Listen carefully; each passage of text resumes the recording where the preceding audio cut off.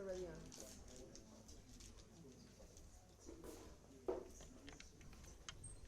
Welcome, everyone. Very excited to have you here for today's fireside chat with the Ambassador of Sweden and also World Affairs Council President Aaron Rosen. My name is Laura Dominguez, and I am a commissioner in the city of Miami Beach, and I'm also a member of the World Affairs Council of Miami. And the insightful program that we've got going today is going to be absolutely fantastic.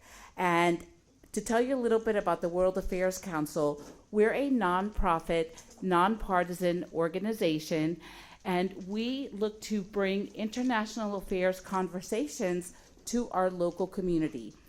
I want to personally thank our esteemed partners which made today possible. The Embassy of Sweden, Miami-Dade College Wolfson Campus, Miami-Dade College Honors College, and the Miami-Dade County International Trade Consortium. So today we'll be discussing Sweden's role and its decision to join the International Security Alliance, NATO, after over 200 years of military neutrality. So this moment represents one of the most profound shifts in European security and transatlantic relations since the end of the Cold War. And it also speaks to the new reality pushed onto the world by Russia's brutal 2022 invasion of Ukraine. Thankfully, we are in good hands today with the kind participation of Ambassador Urban Ahlin to better understand this transformative moment and what it means for Sweden, NATO, the US, and the world. Before we begin today's fireside chat with the Ambassador, which is moderated by our President of World Affairs Council, Aaron Rosen, I'd like to turn the podium over to Gerard Philippot, who is Executive Director of the Miami-Dade County International Trade Consortium, and Dr. Beatriz Gonzalez, President of Miami-Dade College Wolfson Campus, for some brief remarks. So please remember that at the end of the conversation, we'll open up the floor for audience Q&A, and we look forward to answering any questions that you may have. Thank you all so very much for joining us, and Gerard, the floor is yours.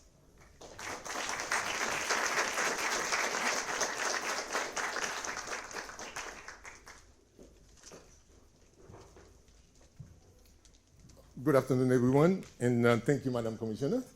I'd like to extend my gratitude to Miami-Dade College, the World Affairs Council of Miami, and the Embassy of Sweden for organizing today's critical conversation. The mission of the Miami-Dade International Trade Consortium, better known as ITC, is to promote Miami-Dade as the premier location for business in the state of Florida with direct access to the US, Latin America, and Caribbean markets. We accomplish this task by building relationships throughout the world. Ongoing conflicts in Europe, the Middle East, the African continent, and other regions, in addition to rising tension in Southeast Asia, are disrupting global commerce and challenging nations to review their status. It is in that context that we must try to understand such conversion from a policy of neutrality dating back to September 1939, or even 200 years, and to the current position as the newest member of the NATO. I, along with all of you gathered here this afternoon, I'm looking forward to this important and timely dialogue for transformative events like Sweden's decision to join NATO impact not only our local community, but the global landscape.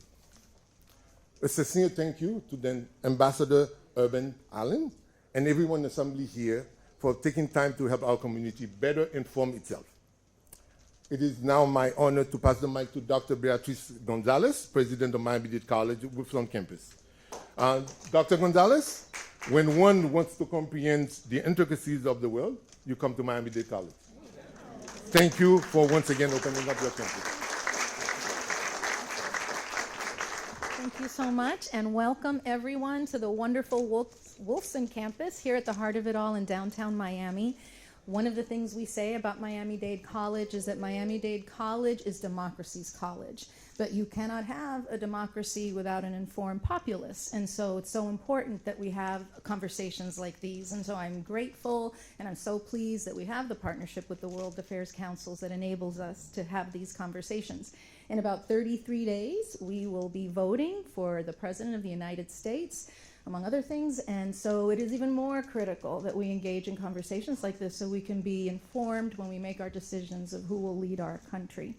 I'd also like to remind you that as a community college, we are of and for the community. So while we're having this dialogue today, we have many things here at the Wolfson campus that we hope you will come and enjoy.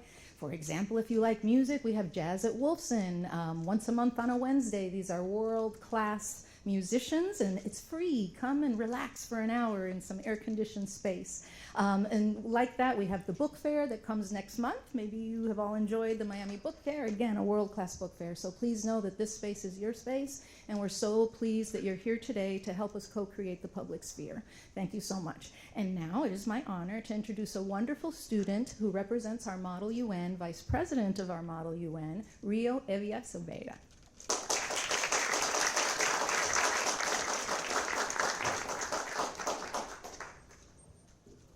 Hello everyone, how are you today? My name is Rio Eva Silveira. I'm proud to be at Honors College here at Miami-Dade College Wolfson campus, and I'm the Vice President of Model UN at this campus. So for those who might not be familiar, Model UN is a competitive club that focuses on civic engagement and volunteering, as well as preparing students for research, writing, and communication. We have weekly meetings to prepare for our yearly conferences, and just in general want to network with other people and make sure that students are prepared for the outside world after they graduate. So now it is my great honor to introduce our distinguished speaker, Ambassador Urban Ahlin, who will be in conversation today with the World Affairs Council President, Aaron Rosen. His Excellency Urban Ahlin has been actively involved in foreign policy and international cooperation, contributing to Sweden's role in global issues. Since September 2023, he has been serving as Ambassador of Sweden to the United States. Prior to this role, he was Sweden's ambassador to Canada and had an extensive career in the Swedish Parliament, where he represented the Social Democratic Party. Notably, he served as Speaker of the Parliament from 2014 to 2018, and during his time in Parliament, he held other significant positions on various committees. Ambassador Ahlin served as Chair and Deputy Chair of the Committee on Foreign Affairs, was a member of the War Delegation, the Swedish Defense Commission, and the Committee on European Affairs. He also served as his party's foreign policy spokesperson. In addition to his parliamentary work, Ambassador Ahlin is one of the founding members of the European Council on Foreign Relations, the first pan-European think tank. Ambassador, thank you so much for joining us today. I give you a warm welcome to the stage. Thank you.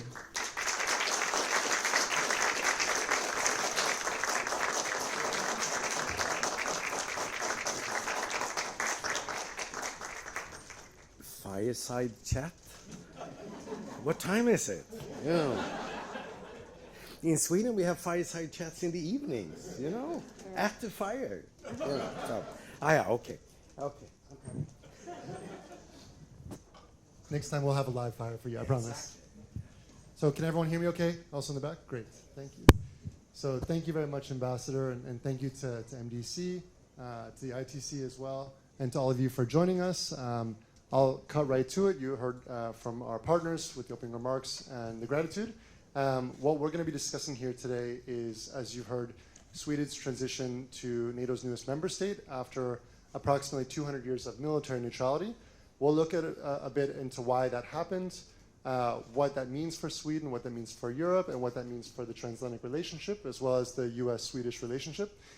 What I really encourage over the course of this conversation is that you think about questions you might have for the ambassador. As Rio mentioned, the ambassador has a tremendous experience in European politics and foreign policy and in North America as well. So please use that to your advantage to ask any questions you might have about NATO. As Dr. Gonzalez mentioned, we have an election coming up. Foreign policy is usually not an election item, but it's kind of becoming one in the United States. And so the understanding of the US impact in the world our alliances. These have all become also political topics that we encourage you just to ask questions about to make your own conclusions. So please keep that in mind as we move forward. Ambassador, I'd like to start with the historical narrative a little bit. I wonder if you could share a bit about how Sweden's 200-year tradition of military neutrality came to be and how it shaped its kind of foreign policy relations with other nations. Thank you, Aaron, and thank you very much, everyone, for coming here today and listen to me. As you heard, I'm a former politician, and we have an alligator saying in Sweden that the politicians are like alligators, big mouth and very small ears. And I'm trying to be the opposite today. I'm really eager to hear your questions and answer lots of questions, but I will speak a lot about some stuff as well, okay? And I would like, before we go to NATO, I would like to talk about the economic impact, since we have you here. Because just recently we released a booklet at the Swedish Embassy about Sweden's economic impact on the United States. And it's actually, I really would like to brag about this, because Sweden is a country of 10.5 million people. And we are the 10th biggest foreign direct investors into the United States. The 10th biggest of the world. We directly support with the Swedish companies 375,000 jobs in the United States. Directly, not indirectly, directly employed by a Swedish company. When it comes to manufacturing industry, Sweden is the 3rd biggest foreign direct investor into the United States, beaten by Canada and Japan. So it shows that since many, many years back, you know, it's been a long tradition of businesses between Sweden and the United States and so on. And everyone here in South Florida that are interested in, you know, increasing the cooperation or businesses with Sweden, let me know. We are open for business and we would love to trade even more with the United States, okay? You are one of our biggest trading partners. I would say Germany is actually the biggest one. Norway is the 2nd biggest. And then comes more or less Finland, Denmark, UK, and United States, and kind of the same level, all of them. Which is good for Sweden, by the way, if I could add that. You know, means that not all countries are Eurozone countries that we trade with. Some are transatlantic and outside of the European Union, UK and United States. So if you compare to many other European countries that not have a diverse export like we have, they are not really in that good shape, to be honest with you. So from a Swedish perspective, it's actually wonderful that we have this, you know, wonderful trade with UK and United States, and then with Finland, Denmark, and Norway, and Germany. So it puts us in a very good situation. Okay, so we are open for business. We really would like to, you know, develop that. And you know that the Sweden standing in the US is good. It's also good in South and Latin America. So there is a kind of a tripart cooperation that could easily be done. Okay, coming to Sweden's neutrality, or as we have said after the Soviet Union broke down and the Warsaw Pact was nowhere to find, we call ourselves military non-aligned. And of course, you all know that Sweden is a very Western country. So if you go to IKEA, you know you are in a Swedish company. When you go to a shopping mall, you will go to H&M, you will listen to the music in the shopping mall, and you don't know that lots of the music you hear there is Swedish music. Yes. You think it's an American. No. It's much more of Swedish songs than you can imagine, right? So we are, in a way, extremely transatlantic, very much Americanized. You know, we follow the presidential election that you have here almost more than we follow the European election. Not more than our national election. I shouldn't say that. But definitely more than we actually follow the European Parliament election. Which is a bit crazy, to be honest. But that's how it is. So there's a lots of long-standing relationship in the United States. Goes back to the immigration of Swedes. Chicago was the 2nd biggest city of Swedes. You know, in the middle of the 1800s, I'm coming back to that, Sweden was one of the poorest countries in Europe, and lots of people fled because of starvation in Sweden to the United States. So there is a long tradition of very, very strong bond between our two countries. So why the heck were we neutral? Isn't that strange? I mean, you have the NATO there, Western democracies, you know, working together to fend off the big enemy, Soviet Union, in the Warsaw Pact. So how come Sweden was neutral? Okay, here's the story. And I'm telling you directly now, everything I will say is not 100% correct, because it would take too much time. I will do some shortcuts, but I want you to understand the big picture, okay? So Sweden was once upon a time, hard to understand now, but we were a great power in Europe. Norway, Finland, Baltic states, parts of Germany, Poland, and other areas belonged to Sweden. So we were a great empire in Europe in the 1600 and the 1700. Our kings during this period of time, threw out people from Sweden all over for wars and wars and wars and wars fighting over territory, okay? But Sweden was a pretty small country up there in the north, so it was not possible to sustain this enormous big empire, okay? So Sweden became poorer and poorer. And in 1809, we lost Finland to Russia. Big shock for the Swedish society. And this is important for you to remember. Between 1200 and 1809, Sweden and Finland were in the same country. Mm-hmm. I'm saying this out of respect for Finland. You could say that Finland belonged to Sweden, okay? I'm saying we belong to the same country. So in our language, even when we speak about Finland, sometimes we say the second part, a half part of our country. Mm-hmm. It's a little bit like the Russians, when they speak about Ukraine, you know, if you speak Russian, you know that they should actually say the Ukrainia, but they don't. They say na Ukrainia. And why? Because Ukraine means borderland. And when you say na Ukrainia, it means at borderland, meaning more or less in their own language, Ukraine belongs to Russia at our borderland. And you can say that the imperialistic history of Sweden, when we say the other half of our country, is a little bit of the same kind of idea, right? That they actually belong to us. We don't say it so much any longer, though. We talk about Finland and Sweden, but it's still there in our language. Big shock for the Swedish society. For 600 years, we had been in the same country. All administration, the bureaucracy, everything in Finland were done in the same way as Sweden. So for us, it's extremely easy to cooperate with the Finns because their administration is Swedish. Exactly the same kind of agencies and support that we have. People were really upset losing Finland. The elite in Sweden was extremely upset. The people, they were sick and tired of war because we were so poor, dirt poor. So they said, enough of this. We want a new king. We don't want this war any longer. So we actually toppled the king. He had to resign.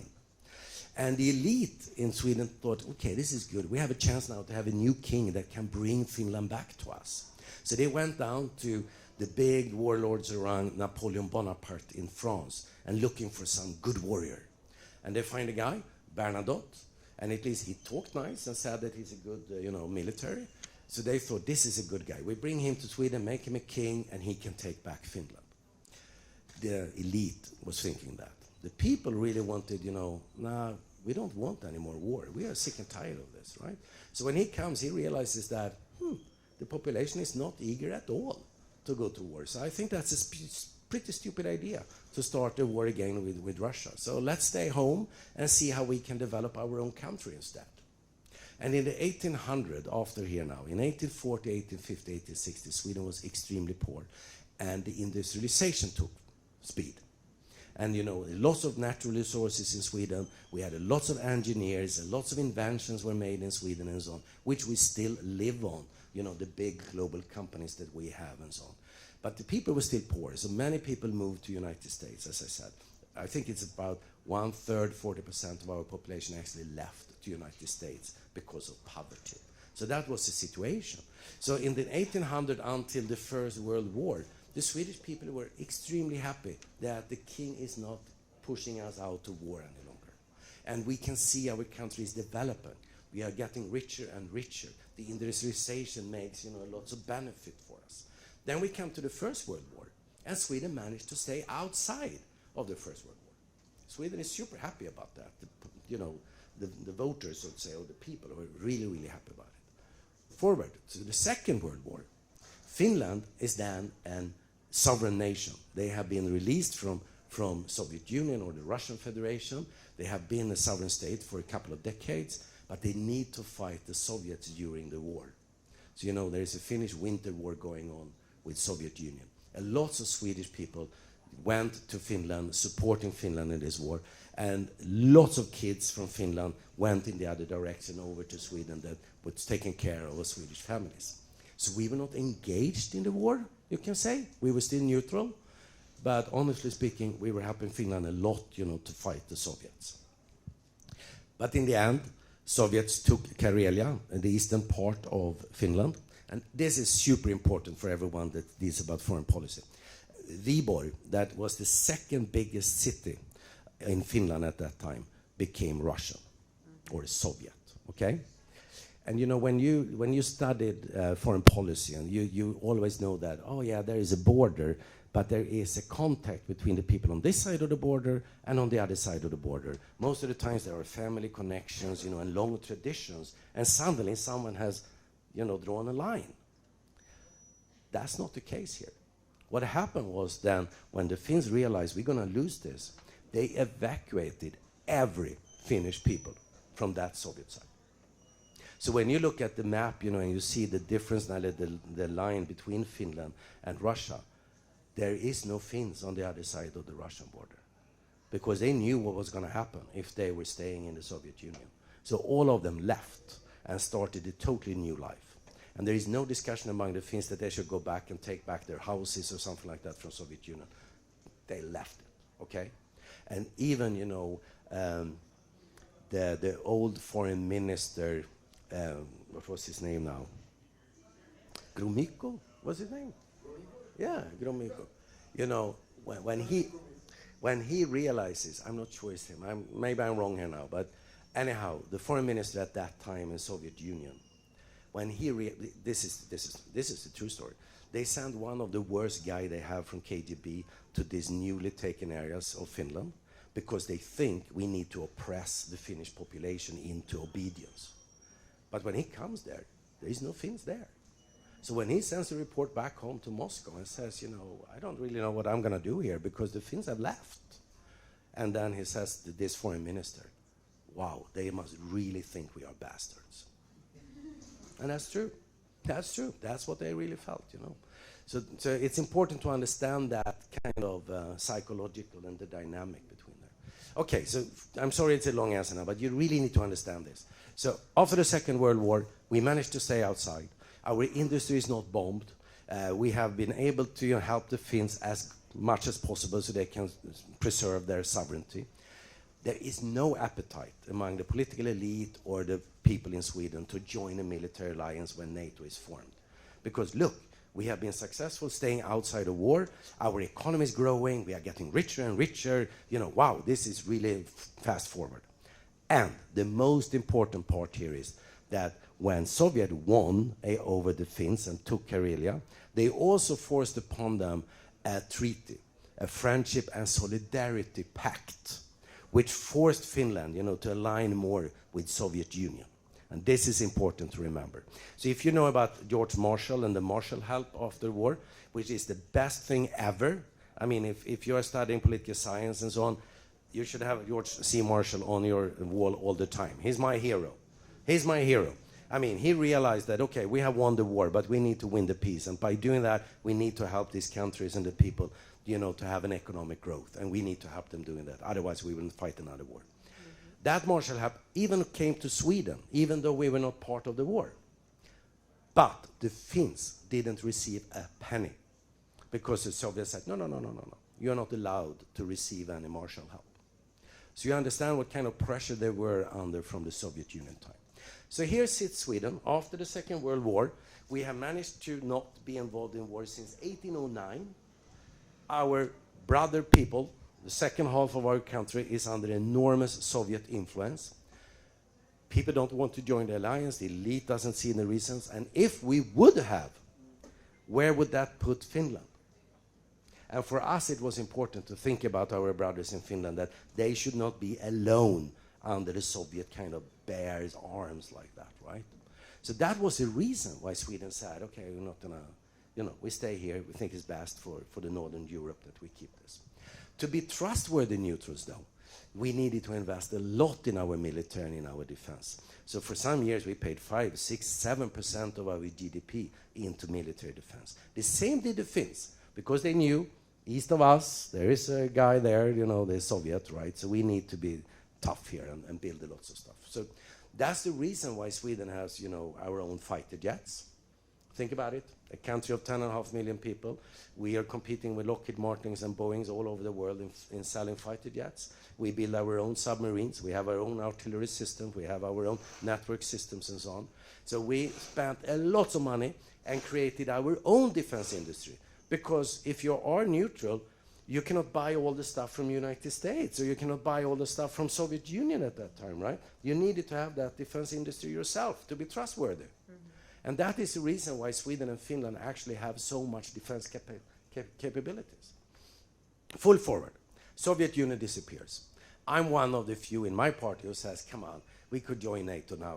Soviet is gone, Warsaw Pact is gone.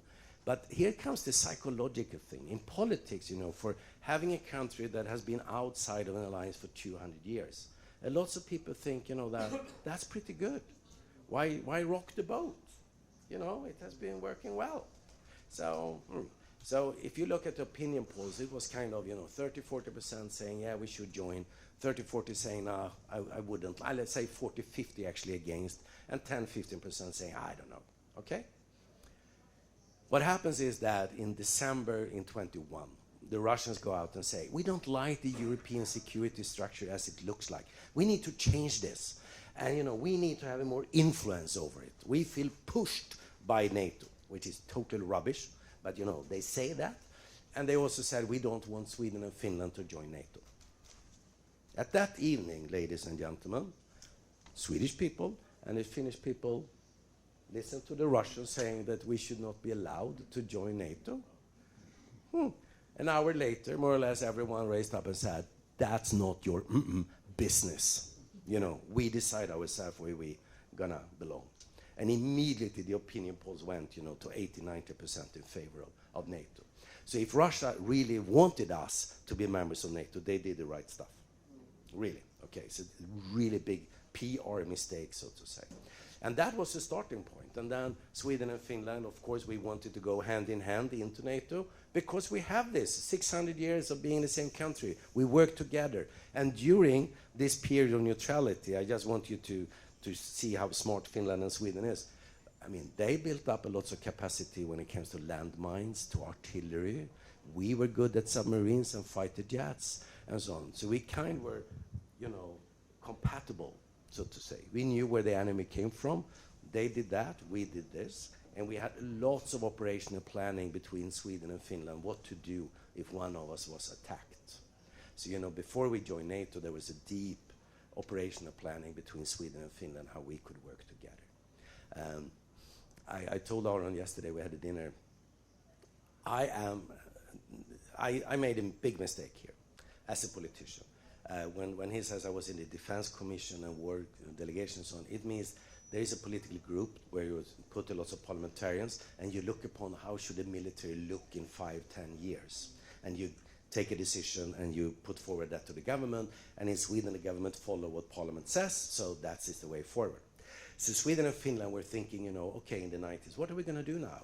Soviet Union is gone, Warsaw Pact is gone. I traveled a lot to Washington, D.C., and I met a lot of people here. And, at that time everyone said, oh, we need to have expeditionary forces. The struggle we have is in Bosnia, or it's in Afghanistan, or it's in Mali. So you need to be quick and easy and move quickly, right? And we believed that. And I was one of them. I admit, I was one of them believing that. So land mines and tank mines in Sweden, we don't need that.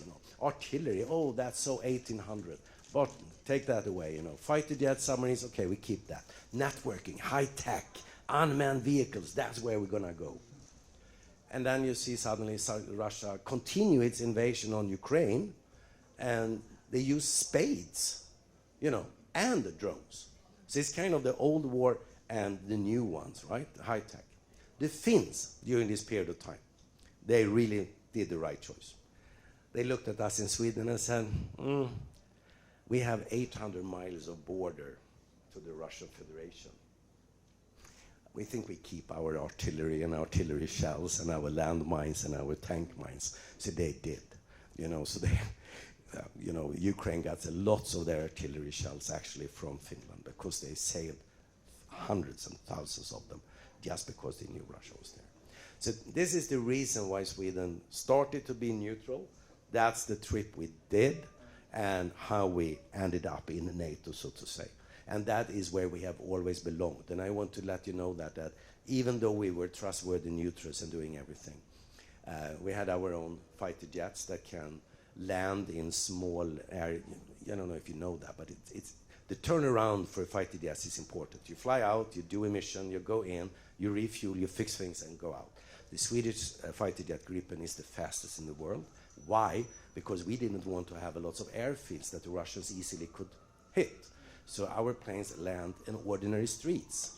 So we put them all over the country. So you have more or less kind of a tent where people, knowing how to fill it up, how to repair the simplest things, the plane goes down and land on the ordinary road, fixed up in the air again.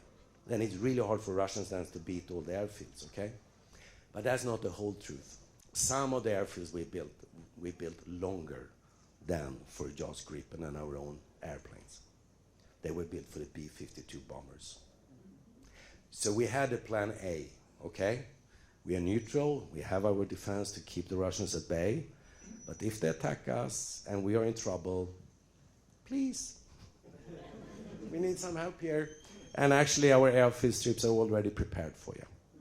Okay, so I tried to make a very long story short. I know it took a long time, but I hope you understand the psychology, the economical impact, and everything that happened. Thank you.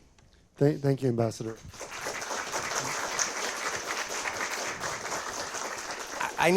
Can I make myself understood? Do you understand what I'm saying? Because here's the problem. I'm not speaking my mother tongue, right?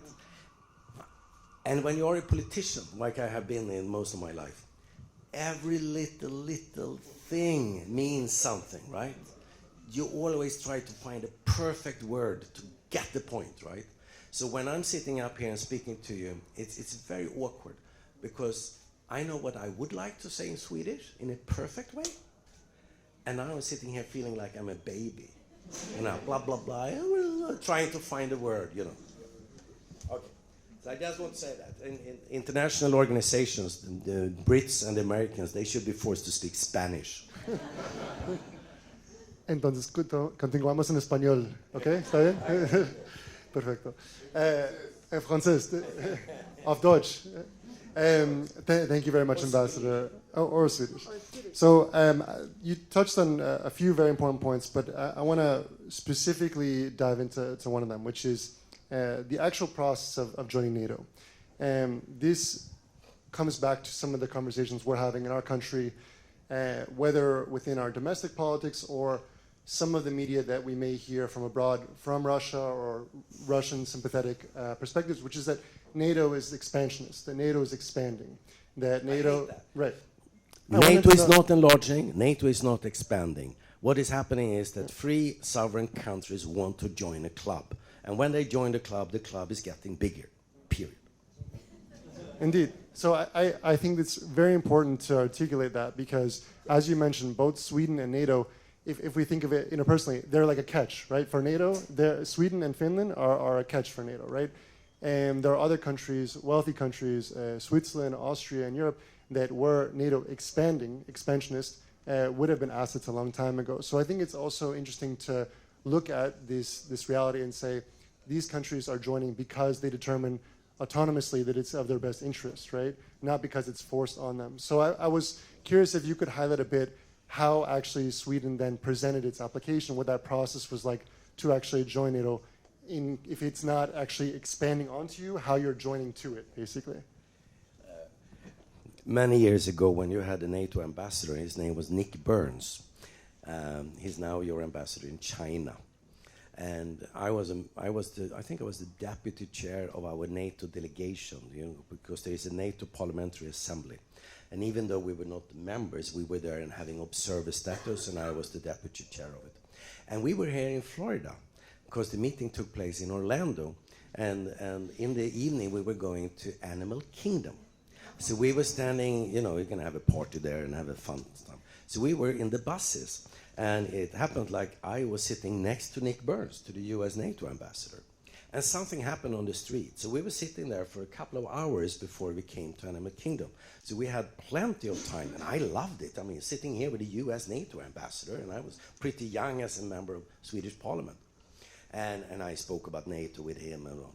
And what I really remember from it, you know, that he told me, said, "Don't worry, Urban, you're one of the better members of NATO already." And here's the true story, you know, that if you're outside a club and you know that you actually belong to it, you really want to show that you are willing to be part of it.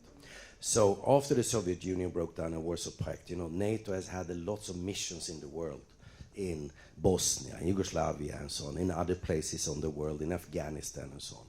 And Sweden is, maybe I'm wrong now because of the last few years, but a couple of years ago, Sweden was the country that actually participated in most of all the member countries in these NATO operations.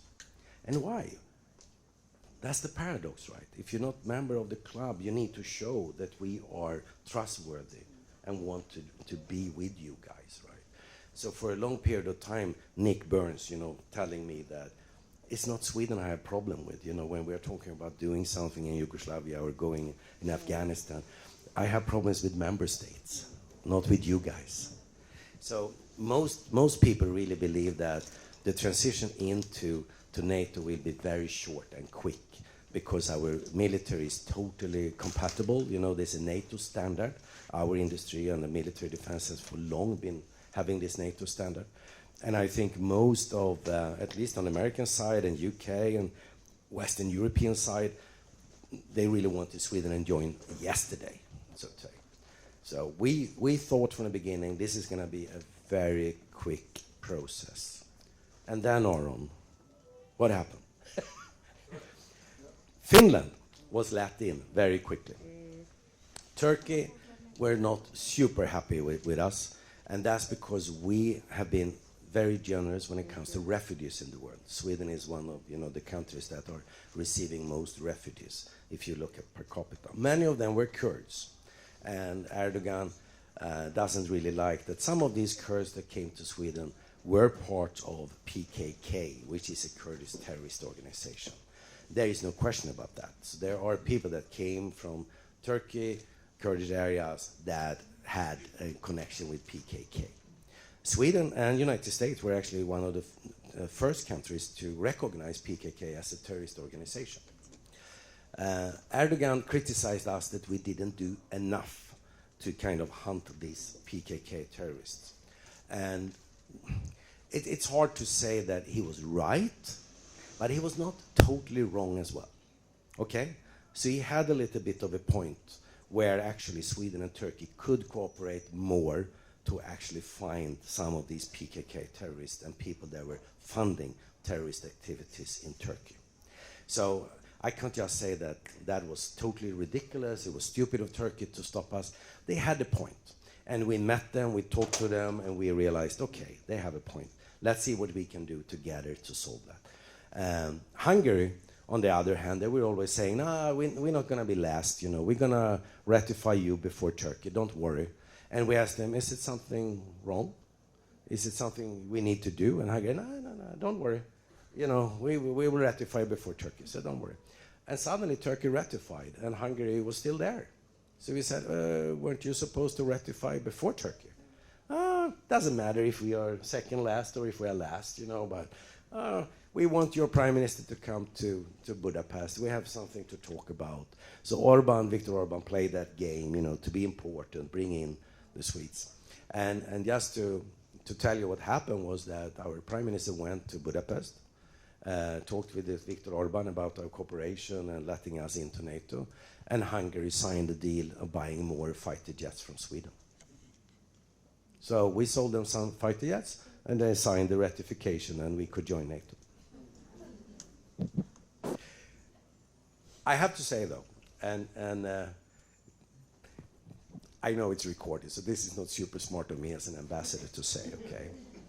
Because of course Sweden and the Swedish government and all politicians would really love it to happen very fast, okay? Now it took 2 years, 2 unnecessary years, if you ask me. But being the ambassador in Washington is about one thing. You need the attention from the administration. We all ambassadors compete enormously much in Washington, you know, to come up with smart ideas and tell the president and the State Department, this is something we could do, blah, blah, blah. Hey, hey, look at me, look at me, look at me, right? For these 2 years, Sweden was in the limelight the whole time. The Americans really wanted to help Sweden, you know, talking to the Turks, talk to the Hungarians. So, in hindsight, the Russians didn't attack us during these 2 years, and we were in the limelight. So thank you very much, Turkey and Hungary. Thank you, Ambassador. And so, just for those unfamiliar, that the reason why Turkey and Hungary had to approve was because all NATO members need to approve the admission of new states, which is also important to understand when we talk about whether NATO is just because the US wants to expand or because the whole community decides, yes, this makes sense for this community of nations. So that's also very important to understand. Thank you. And it's also important to understand that NATO doesn't have much of their own military, you know, structures. It's actually the different member countries' military that is, you know, to NATO's disposal when NATO so decide. So they don't have their own resources. I have a question somewhat related to this, which is about peacekeeping and Sweden's role. Historically, partially owing to being a neutral country, a lot of countries have turned to Sweden for representation, for assistance, for mediation in war, in conflict, and peace, including the United States.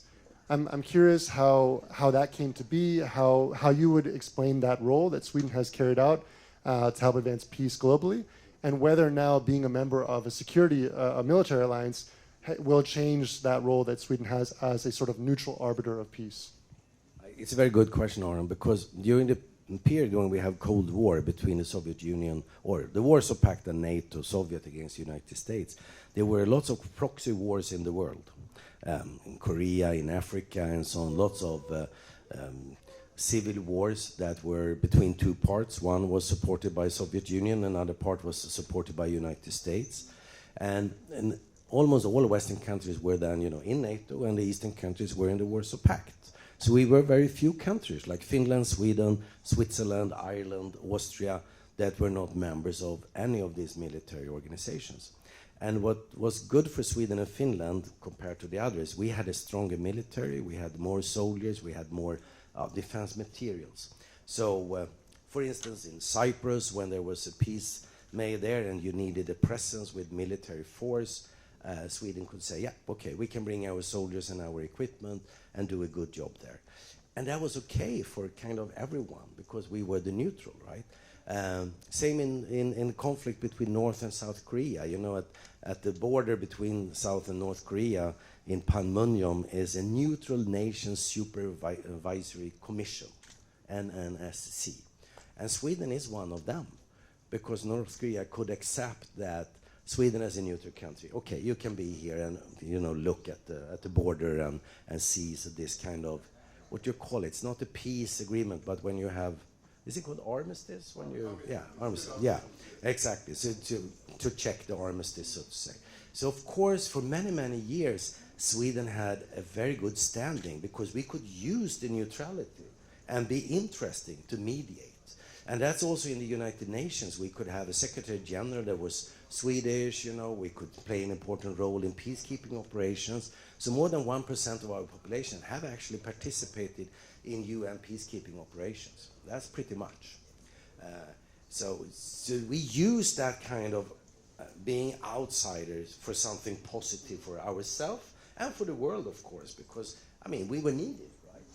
So some people in Sweden say, oh, now we are NATO members, we will not have that role any longer, and that is something that the world will lack, you know, a kind of a neutral Sweden standing up for what is right. The truth is that already when Soviet Union disappeared, the phone calls to Sweden to mediate and be part of it decreased enormously. Because there was no Warsaw Pact any longer. You could call Norway, you could call whoever, Denmark, you could call whoever, you know, to mediate in a conflict. So you were not any longer looking for a neutral country. You were looking for a country that have specific knowledge or a specific relationship or a specific economic that actually could play a role in the conflicts. So look upon Norway, for instance, they have done a lot of mediating all over the world after the Soviet Union broke down, even though they are a NATO country. So personally, I don't think it will play any role for Sweden's capacity to be a good voice in the world. I think we can do it as we have done before, but the question is that we cannot use any longer that we are neutrals, and there is no one asking for the neutrals any longer because the Warsaw Pact is no longer there, right? So it has already disappeared. So I don't think there will be a big impact like that. The Swedes, the Swedish society, the government, the opposition, everyone would really like Sweden to take part, be active, and help wherever we can help. So it's not that we are isolationists and say, oh, we're going to defend ourselves only now and we don't care about the rest. No, it's not like that at all. We are really out there trying to do the best we can. Thank you. I want to move now to Eastern Europe, to Ukraine specifically, and to look at the future of European security and also transatlantic security. As a new NATO country and as a member of the European Union, the question over the future of Ukraine looms large in both of these networks now, in the European Union and in NATO. I wonder, particularly here in the United States, as Ukraine has become a very big topic, one of the leading topics in our when foreign policy is concerned within our upcoming presidential election. I wonder if you could just share your perspective, the perspective from Sweden, how you see the war progressing, potentially ending, the role of the United States, what your expectations would be for your partner, for your ally here in the United States, vis-a-vis the situation in Ukraine. Okay. I would like to start a little bit with my own personal history and tradition. As you have understood, I was a young politician once upon a time. I'm pretty old now, but an ambassador. But when I was young, the Soviet Union broke down. And I was a member of the old, young social democratic organizations. It's not like in US, you have parties, two parties, but it's not the kind of a structure. You don't have lots of members in the parties and so on. We have kind of organized parties, right, and party youth organizations and so on. So I was a member of the social democratic youth organization. Soviet Union disappeared, and we looked at each other and said, hey, we need to go to these countries in Kazakhstan, Uzbekistan, Ukraine, Moldova, Belarus, and so on, and see how we can help them, to form social democratic parties, organize their societies, and so on. So I traveled enormously much in my young years to these countries, okay? And I want to give you a few anecdotal things so you understand where I'm coming from. One of the first trips I made was to Prague, in Czechoslovakia at that time, after their Velvet Revolution. I went to a street that's called Hyberniska, and on Hyberniska 7 is the old Social Democratic Party headquarters in Czechoslovakia, in Prague. Because the Social Democrats were super strong in Czechoslovakia before the Second World War, before Soviet took over, so to say. I come in there, and I have the honor to be at the first meeting of their new national board. And I'm coming in there, and the whole house is full of statues from Lenin, Stalin, and so on, because the Soviet used this as a museum. And I walk up, and in comes very old people, broken, really old. They have been working as janitors, street sweepers, taking care of garbages, and so on. Why? Actually, they were professors, high-skilled people, but they were not allowed to work like that because they were under the communist dictatorship in Czechoslovakia. And since they were social democrats, they were pushed into that. And for me, I'm almost crying when I'm thinking about it now, many years after. For me there, as a 25-year-old, I think I was, can be 26, see, them coming in there and shine of pride coming back after all these years of communist dictatorship, taking back their own party headquarters, the national board, and sit there. That was really big for me, okay? So I'm a big communist eater, okay? I hate communism. So that's one part you need to understand about me, okay? Then the other part of me is that I have worked hard to get these countries to go into a European way, to be democratic, human rights and so on. And so I have invited hundreds and hundreds of Russia Duma members in the State Duma, the parliament of Russia, to come to Sweden study our pension system, labor market, school system, everything, just to give them a hint, this might be a smart way of doing stuff, right? And I did that extremely much. And I'm going to give you two things that I played a role in my own thinking. One, we are in Sweden. I have a group of 15, 20 Duma members. We walk down the street between the parliament. There's two buildings in parliament. We come out there. And there comes our foreign minister, Anna Lindh, who was later assassinated many years after. But still, she's bicycling. Right? So I say, oh, stop, Anna, stop. I have a group of Russian Duma members here. It would be fun, if you could talk to them a bit. And it's the Swedish foreign minister, right? So she jumps off the bicycle, she talks to them, blah, blah, blah, blah, talk for 15, 20 minutes, and then she jumps on the bicycle and say bye-bye and cycles.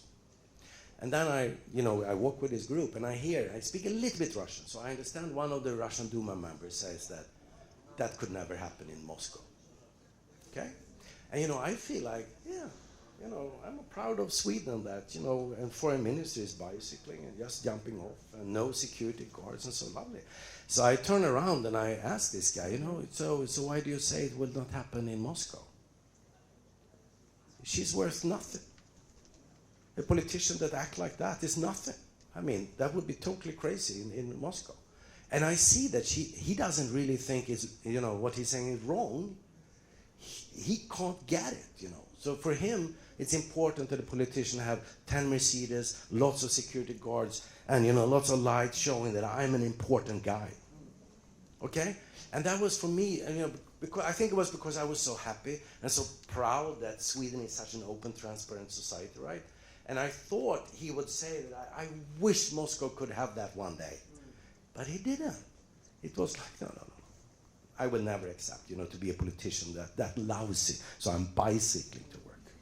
So that was the first thing when I started to think, that it's not that easy as I believe to change the society. The other time was I traveled a lot to Moscow. I stayed at the Hotel National, very nice hotel, next over from the Kremlin at the Red Square. On the other side of Tverskaya is the Russian Duma. Story, by the way. It's okay if I be a little bit anecdotal, it's okay? You had the terrorists from Chechnya, from Grozny and so on. And once I stayed in the hotel room. Actually, Lenin had that exact room that I was staying when Kremlin was not built. When he took charge in Soviet Union, but he couldn't move into the Kremlin, so he stayed in that hotel room where I was staying.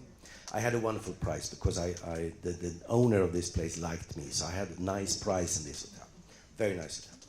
And the guys from Chechnya, they walked down Tverskaya to Kremlin, and they wanted to bomb the Russian Duma, but they go right, so they go to the hotel, and I'm checking out in the afternoon. The day after, that hotel room is destroyed by a bomb outside. So instead of going left. And I made a good choice then. I called the owner of the hotel and said, I would like to book a new hotel room next time I'm there. And he was so super happy about that I showed that, I'm just, So I got even a better price in the future when I stay in the hotel. But anyhow, so I usually stay there. I went to the Duma, and the guards, they knew me because I was there so many times. So the guards actually, and this is hard to believe today, but this was in the 90s, right? 96, 97, 98, 99, 2000. And so they say, hey, Urban, are you here again? Who are you going to meet? And I didn't really need to say who I was going to meet. It's, Yevgeny, Vladislav, Alexander. So I just walked in. I took, I went, they had escalator and stairs up to the restaurant. And I was sitting there having food, waiting for someone I knew I could talk to and see what they would do. And I'm doing that. And a guy came in, and his name is Vladislav. He was member of a party group that is now kind of Yedinya Rossiya, the power party of Putin. But at that time, they were not yet, a power party, but they became later on.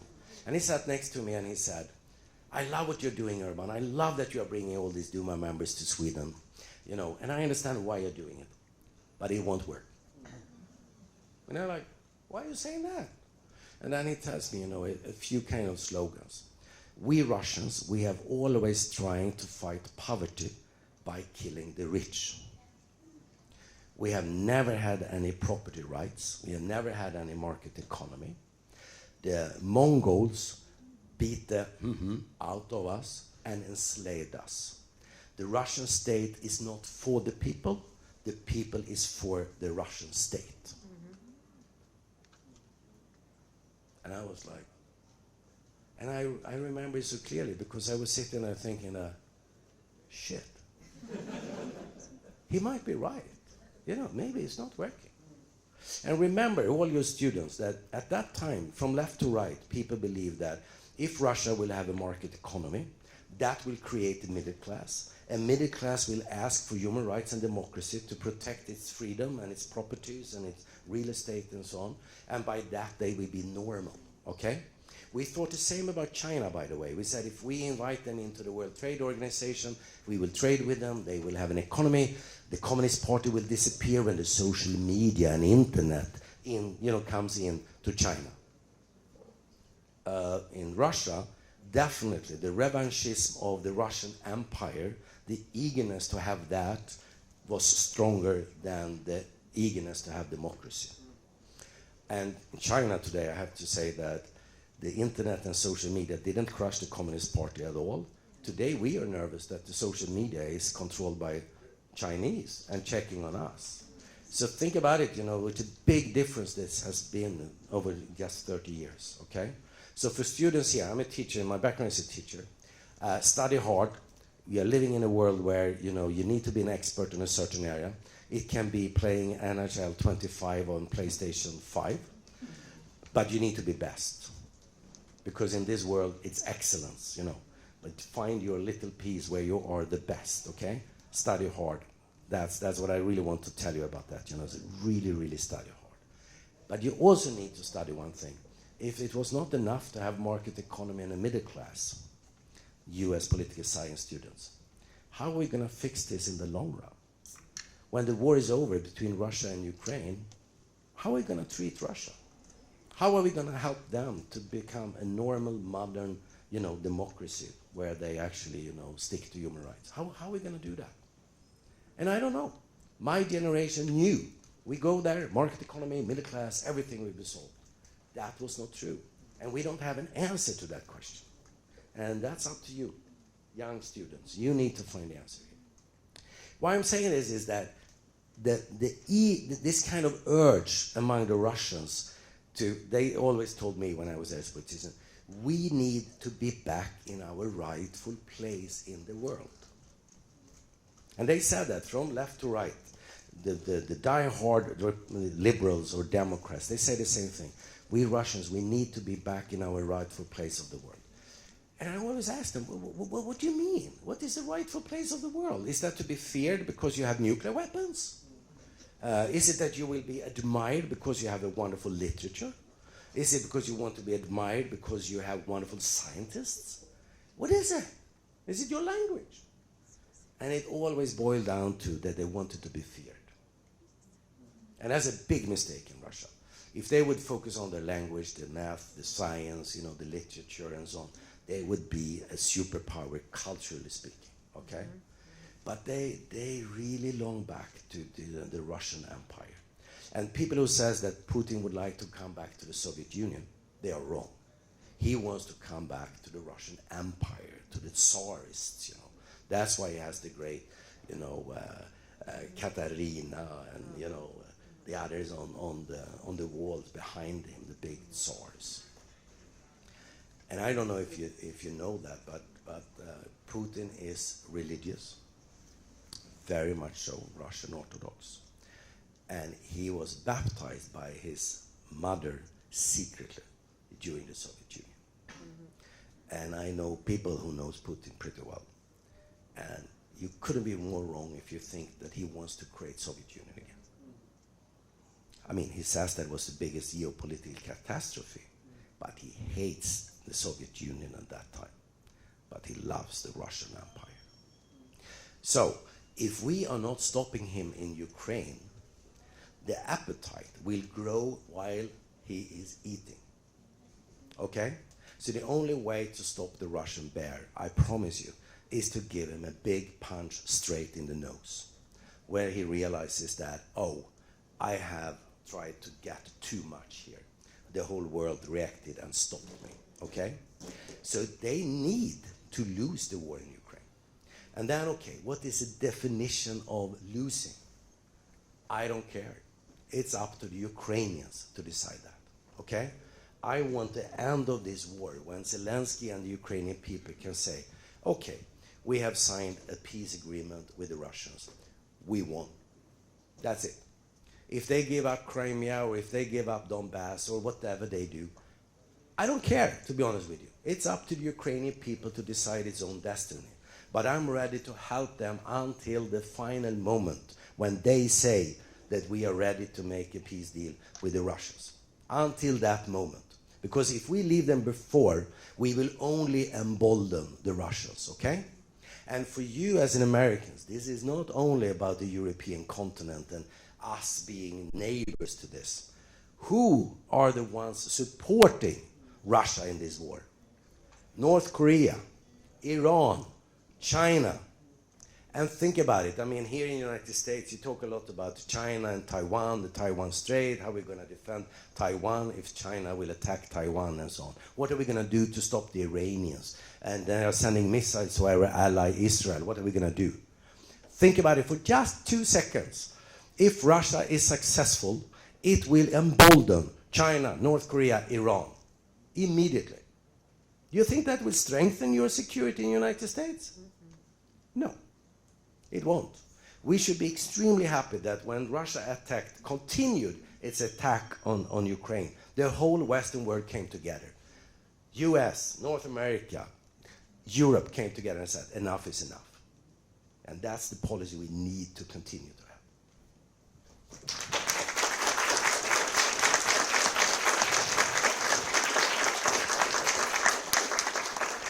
Thank you very much, Ambassador.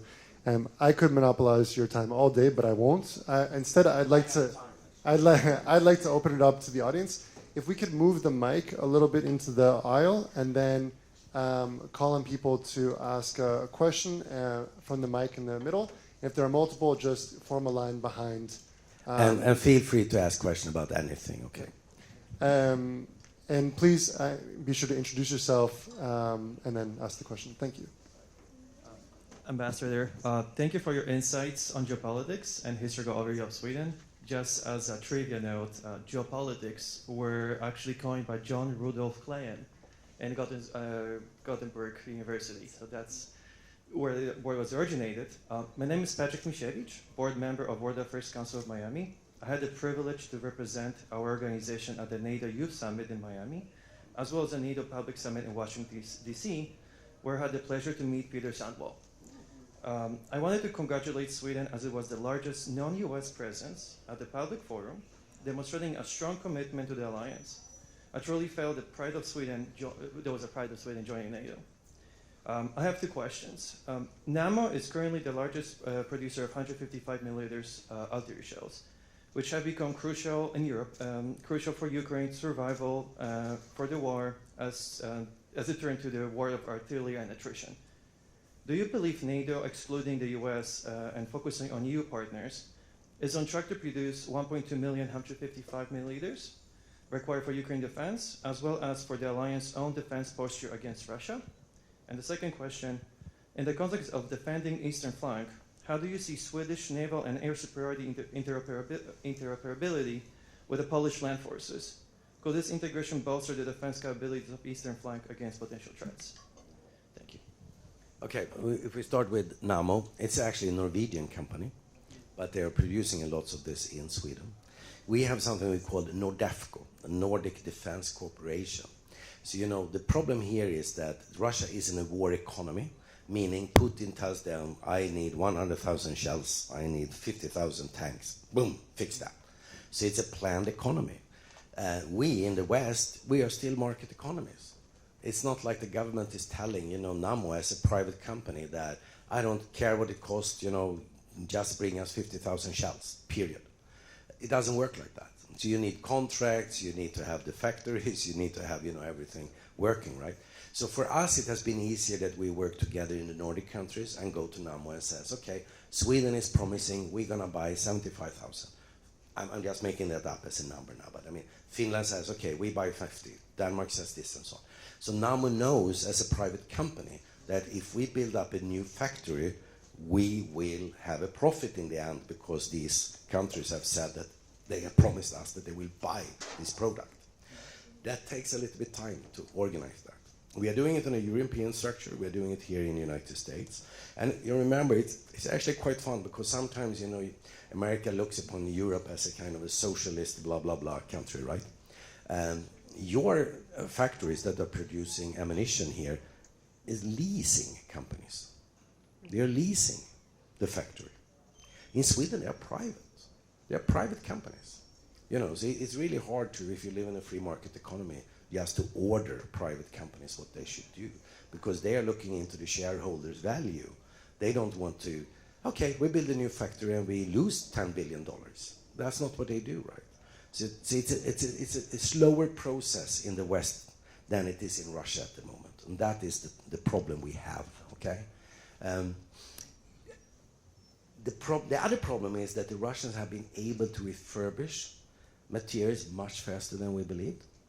And partly it's because of the support from China, North Korea, and Iran.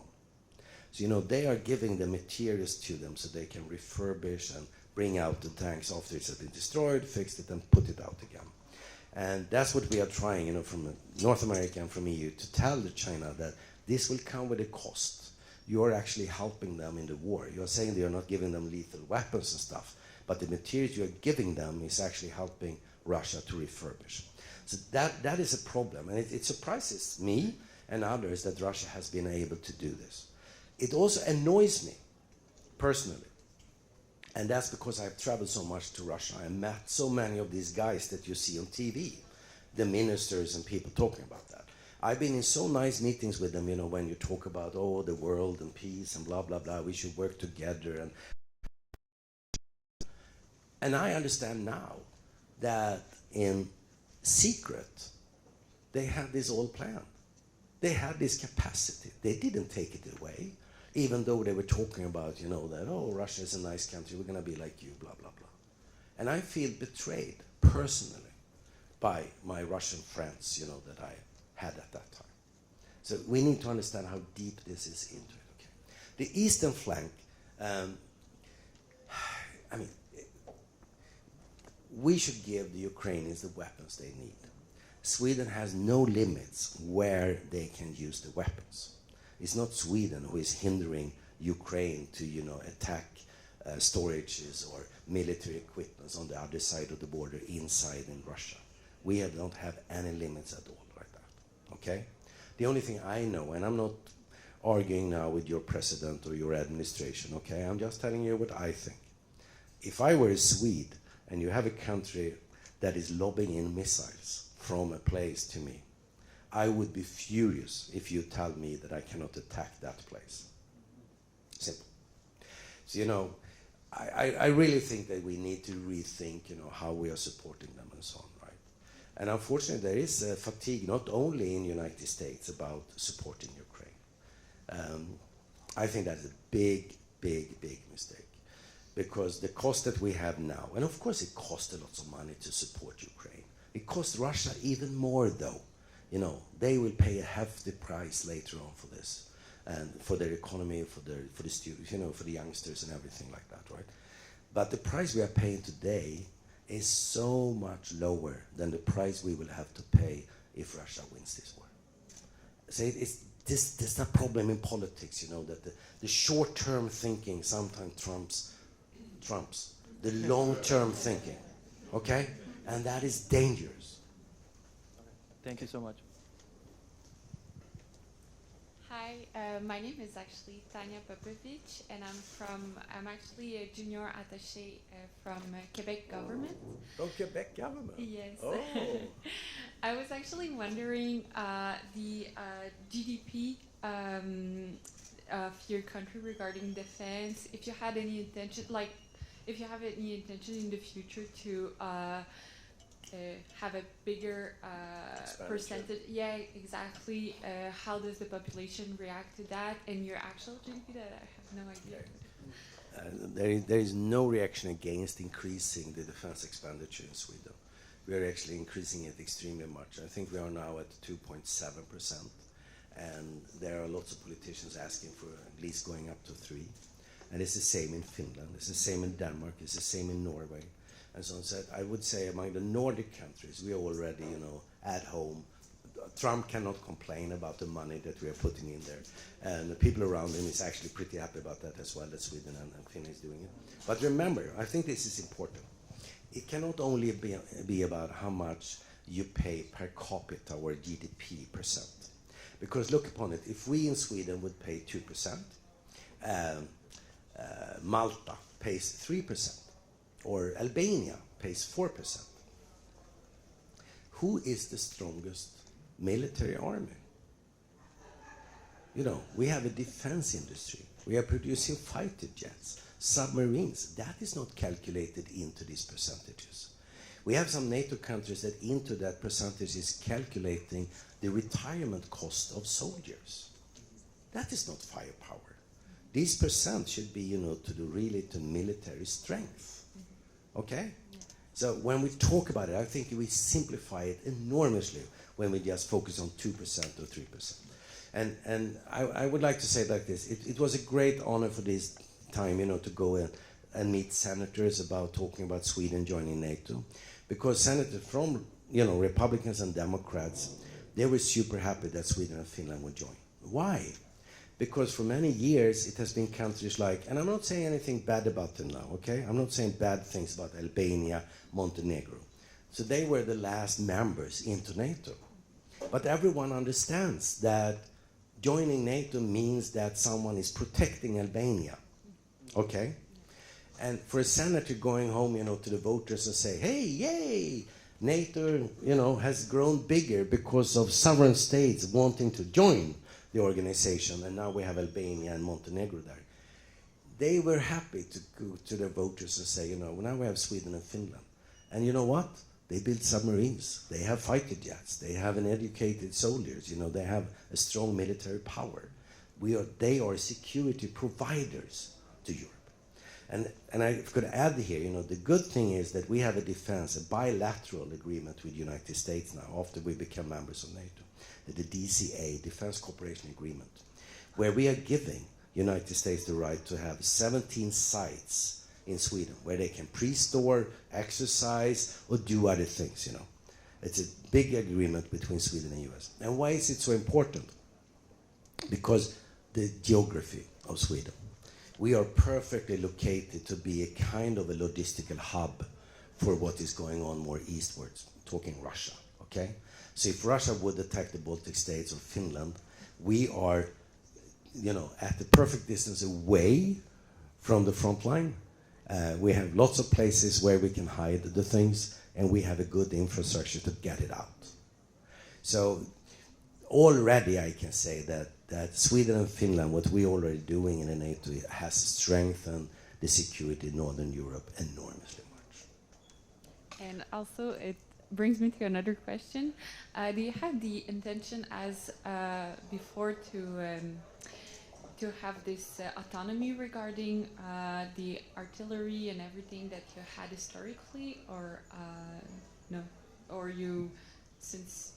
No, but that's what I'm saying. NATO doesn't have any resources. So all countries need to have their own defense and, say, okay, we are in a club where we're going to defend one another. So we bring, our soldiers to the field. Sweden will continue to focus on where we have our high tech.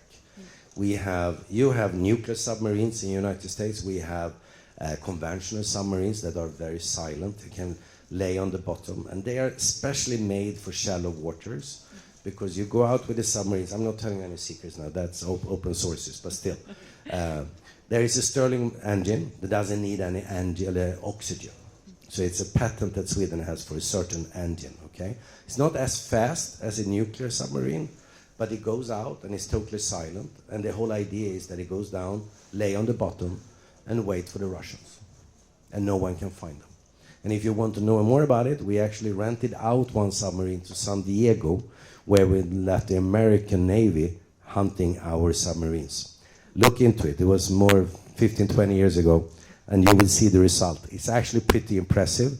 I'm not saying for which country, I think you can guess, but the American Navy was super, fascinated that it was so hard to find these submarines. So fighter jets, submarines, high tech, Ericsson and Nokia are from Sweden and Finland, right? So everything that is networking, fighter jets talking to fighter jets talking to the ground, controlled units and so on. That's where we are best. When it comes to, mobile technology, that's where Sweden and Finland is even ahead of the United States. Yeah. Thank you very much. Just wanted to add on the question about the 2% and getting very specific on statistics. I think it recalls to a really classic Mark Twain quote, which says, "There are lies, damn lies, and statistics." Right? You can manipulate anything you want with statistics. It really matters in what you're actually quantifying, whether that's defense budgets or unemployment rate, labor participation rate, inflation. Exactly. You got to dive into it to really understand what's left out of it, what's included, and kind of go beyond just the superficial. So definitely encourage that as well in the kind of critical thinking aspects. And I would like actually to quote Mike Pence. He was in the National Public Radio a couple of weeks ago, and he was asked about defense and so on.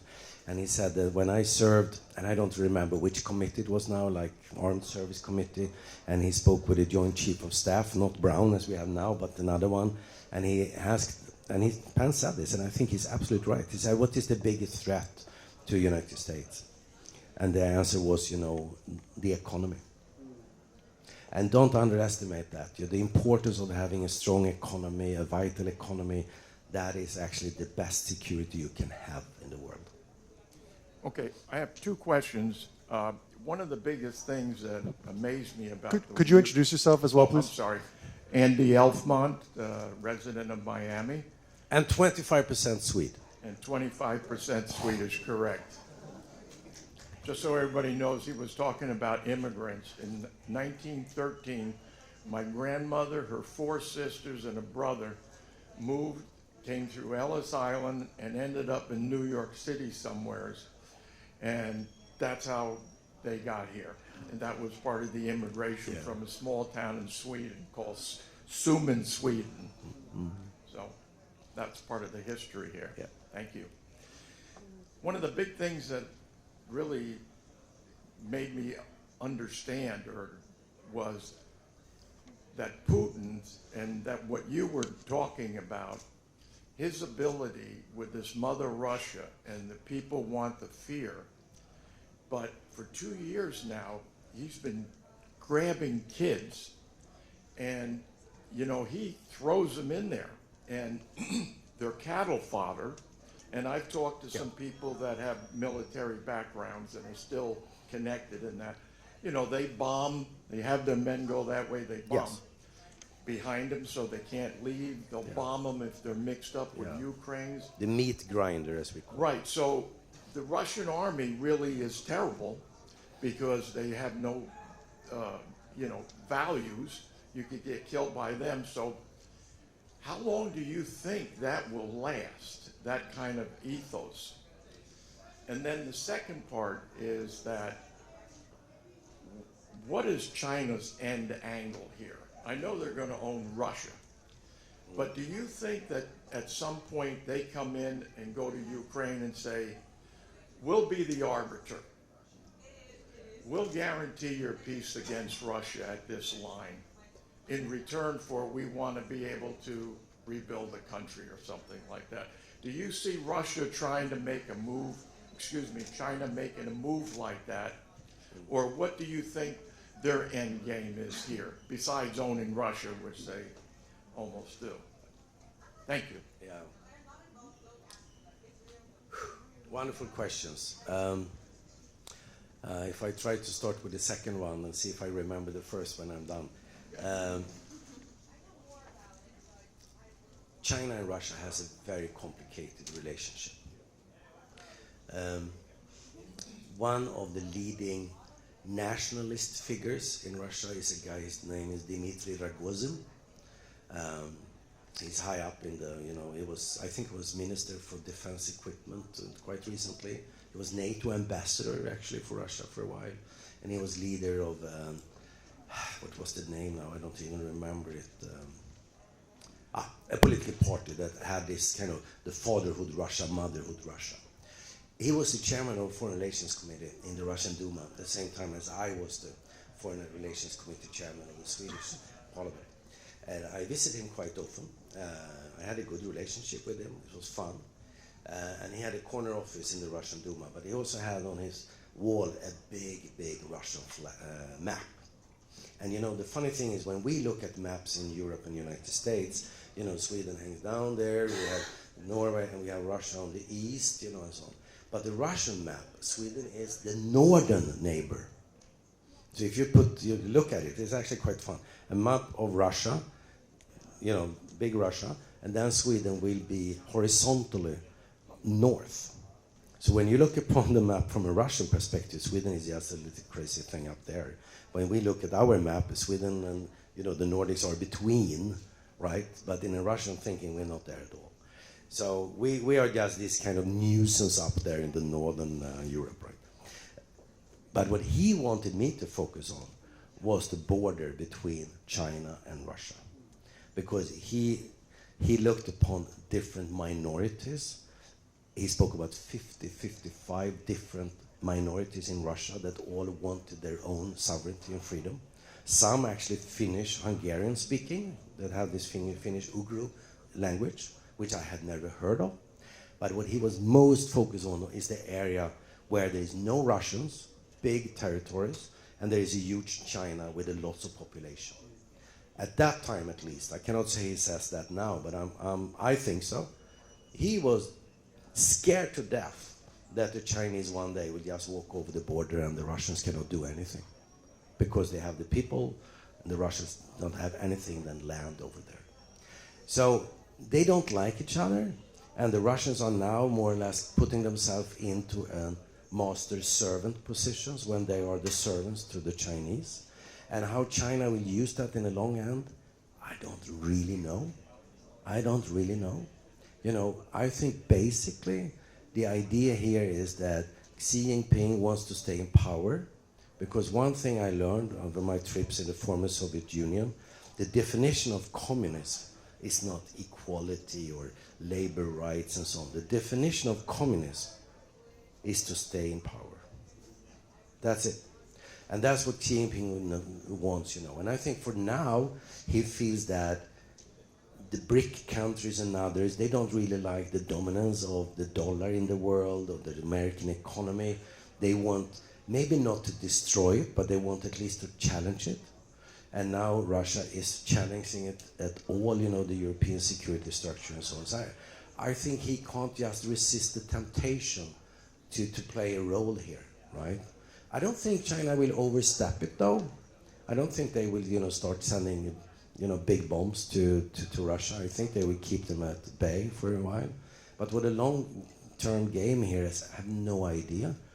If I were Xi Jinping, I would look upon how would US and Europe react to this, because it will play an important role for me when I'm looking at Taiwan or South China Sea and how we deal with Indonesia, Philippines, and others.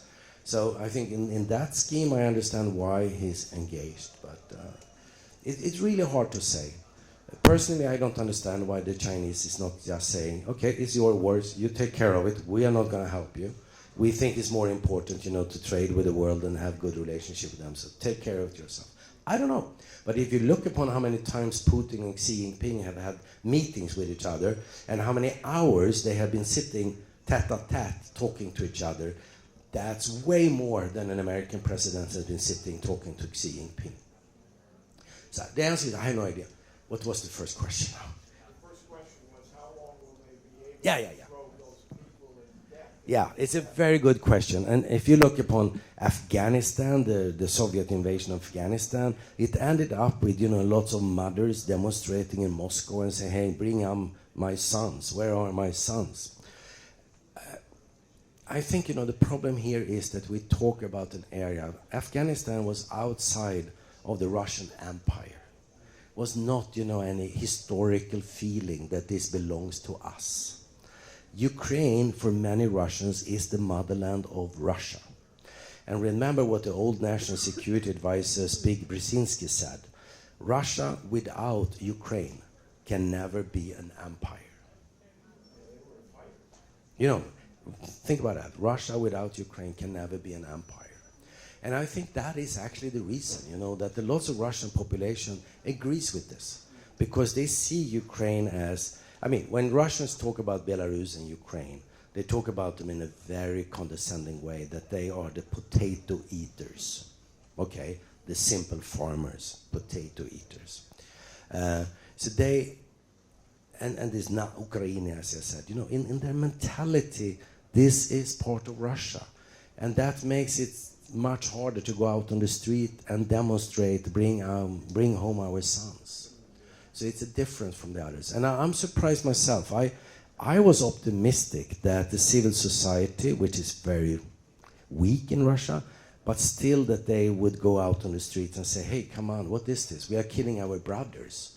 Because it's pretty much like Sweden should attack Norway, you know, totally unthinkable.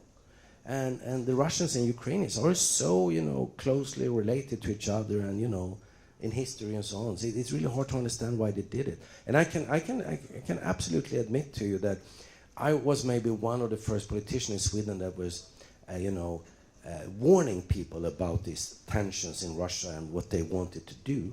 But even I, before they continued this invasion on Ukraine, I didn't believe it until they did it. I mean, for me, I thought it was a kind of a posture of power, just to, you know, tell them that we are here, we can do it to you. But I never believed that they would do something stupid like that, to continue, to be honest with you. And then I'm one of the most critical against Russia. You know, one of the things that you brought up was that Ukraine, according to Brzezinski, you know, Russia cannot be an empire without Ukraine. Yeah. But if you look at the history, the Ukrainians are really the Cossacks. And if you look at the way they've been fighting and the way their industry has responded with ingenuity and their whole tactics. Yeah, it's amazing. And then you look at the other guys that are just being thrown in, and you say to yourself, they wanted to get rid of those people or dominate them because they're the fighters of the empire that put it together. Yeah. But you know, Russia, they believe they understand Ukraine.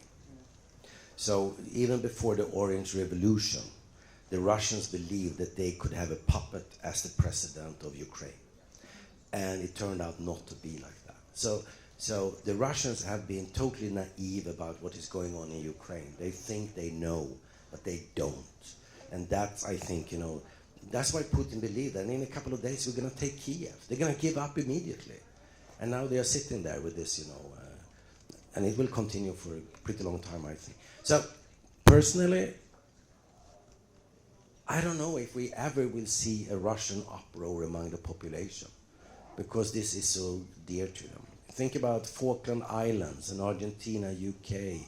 Think about, you know, where Serbia, Albania, and the Kosovo fields, right?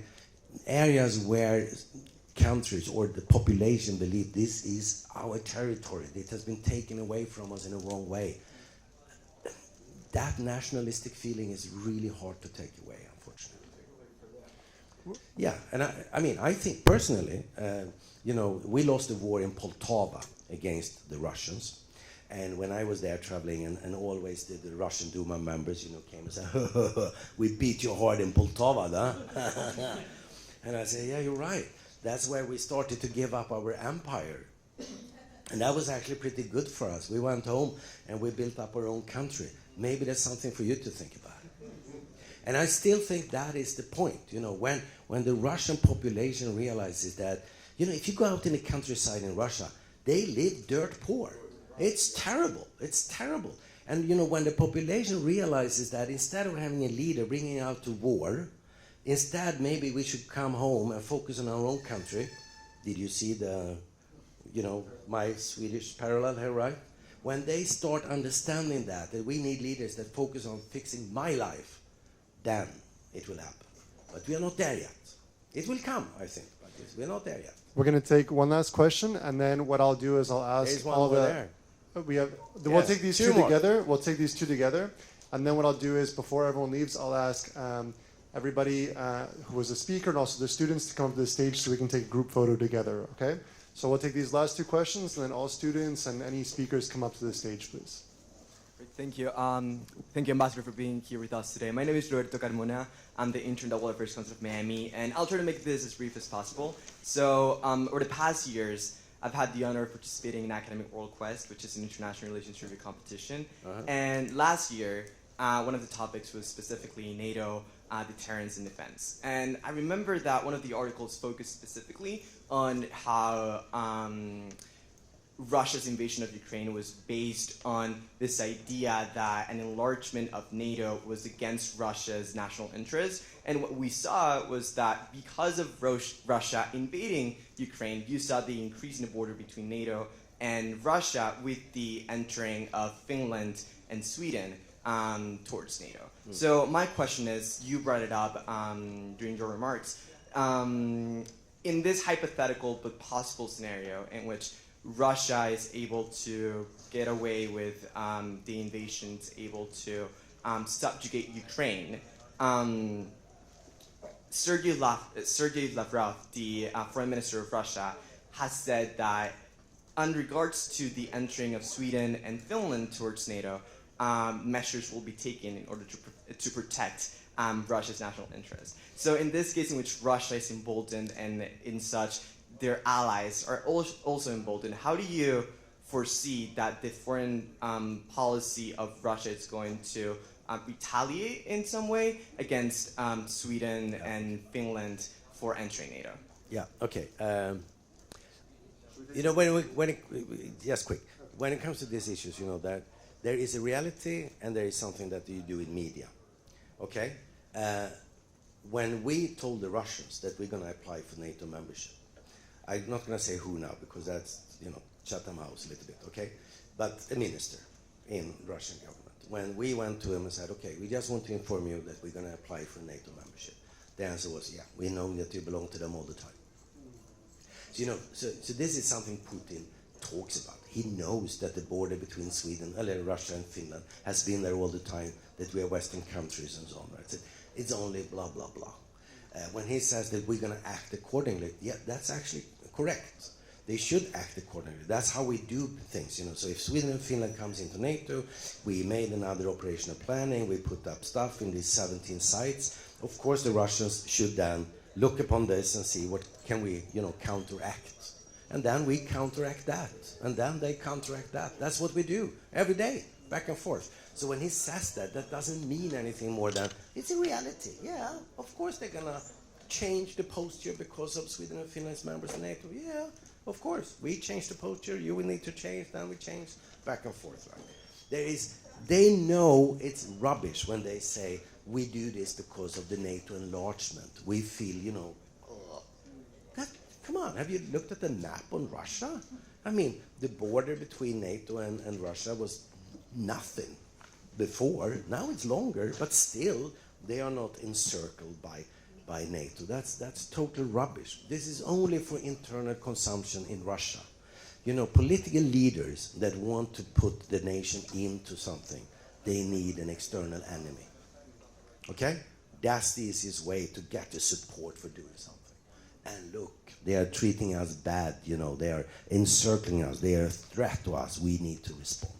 So I can tell you with 100% guarantee, Putin knows himself that no, NATO is not a threat to us. NATO will not attack us at an early morning in August, It won't happen. Actually, it's good for Russia that they have secure borders with us. It means that these countries are locked in. They are NATO members. The Baltic countries are NATO members. He doesn't need to think about them even, They're not going to attack them because they cannot longer do that. They are NATO members. They will not be allowed to attack Russia. So it's like this is just political consumption internally. And Ukraine is what matters here. That's part of the Russian Empire. Moldova is, some parts of, Belarus is, some parts of, other areas as well is. And that is what they are looking for. And they are trying to find excuses for what they're doing. Thank you. Hi, Ambassador. Thank you for being here today. My name is Sean Robinson. I'm just no one important, just a Miami citizen. Every person is important. So my question is related to what you were saying, which was quite insightful about the Russian problem is not just institutional, but cultural as well. When the Soviet Union collapsed, we thought that it would be a good idea, the West thought that it would be a good idea to start trading with them en masse, just thinking that countries that trade with each other don't fight each other. Yes. Do you think that this war has kind of proven that adage wrong? And do you think that after this war is over, that would be a good idea to try continuing this carrot approach, I guess? They're getting the stick right now, but continue. It's a very good question. I mean, as I said from the beginning, we all believe that the middle class will create democracy and human rights. It didn't, okay? Do I believe in trade? Yeah, of course I do. I think that's super important that we trade. That's how we create wealth in the world, more people getting out of poverty. I'm a big free trader, okay? Will we do business as usual with Russia? No. They have broken any agreement, every contract, everything that is there. So why would you trust something they sign in the future? So we really need to rethink how are we going to deal with Russia in the future, so to say. The gas pipeline Nord Stream that goes through the economic zone, just for fun, that I was in the opposition then, pushing the government very hard that we should never allow them to have this Nord Stream. I knew then, the government knew then, we had the same view. I was in opposition, so I could be more vocal. But the law of seas, and all the international law gives enormous lots of rights for people to put out cables and pipelines in the bottom. So it's hard to stop them, right? Yeah. But when I spoke to people in Germany who wanted to buy the gas, I spoke to people in Russia, the whole idea was that, Urban, you're so wrong. This is perfect because it creates an interdependency. But they need our euros or our dollars. We need their gas. And that's the way we create a more safe, world in the future. And I said already then that, there is a few points to that. But I'd rather be on the producing side than on the consuming side. And I think, what we see now in the world, we need to be smarter. It goes to China. Lots of production is made in China and so on. And we are talking, both in the United States and Europe, about, not decoupling. I think that's totally impossible. Of course, I don't think it's even something we should wish for. But at least de-risking. Understand that some of the capacities maybe China should not have. Maybe we should try to keep them ourselves and not outsource them to China. So it's the same with Russia here. We need to find a way in the future how to deal with them.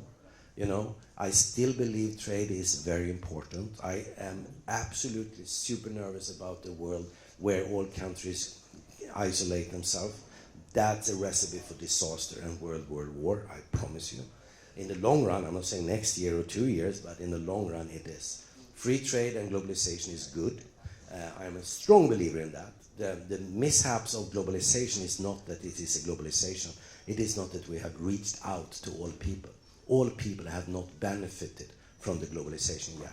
So the political question is, how can you make this hyper-capitalistic globalized world that we're living in, how can we strengthen people around the world so they can pick the fruits of this globalization? That's where we need to make a better job. Thank you, sir. Thank you, Ambassador. We need to wrap. There is one more. Okay.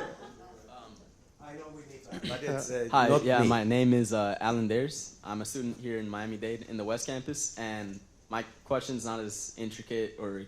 Of course it is. Come on. It's just a short question. It's how do you think Poland's growing military, economic, and just political situation is going to affect the European scene, not just in Sweden? That's the best question for today.